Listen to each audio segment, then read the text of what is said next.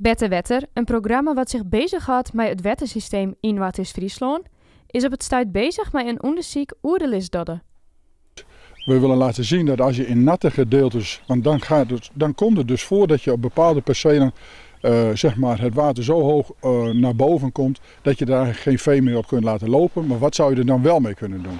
En wat je er dus aan mee kunnen doen is dat je de lisdodde kunt laten groeien, maar ook andere producten. Maar wij hebben ervoor gekozen om het eerst te starten met lisdodde.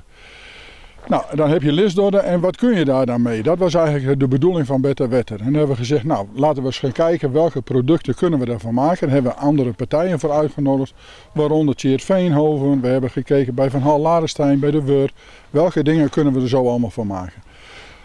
Een van de dingen die heel perspectiefrijk lijkt, is dat het kan dienen als isolatiemateriaal.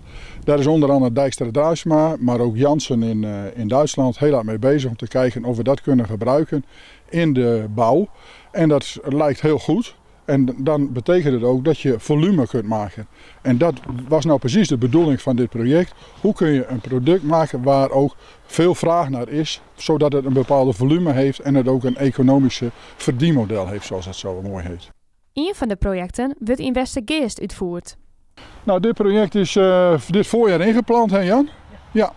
En wij hebben gemeend om het hier ook te laten doen. Jan heeft het voor een deel afgegraven, dus iets lager gemaakt.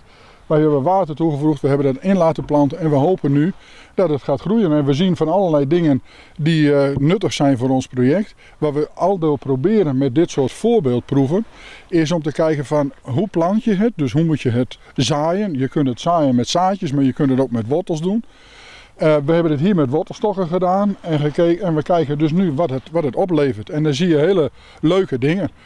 Bijvoorbeeld vraat door ganzen zorgt er ook voor dat bepaalde plekken gewoon kaal blijven.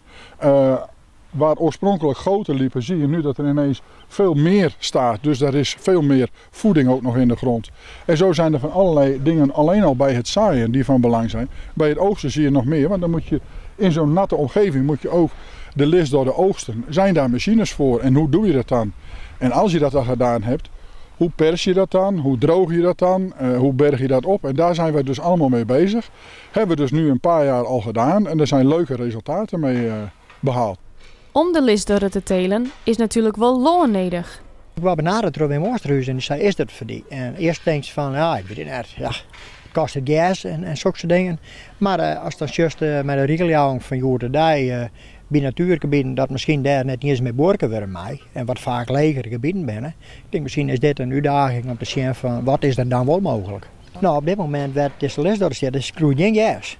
En een koe eet geen lisdodde, dus het is een stukje concurrentie.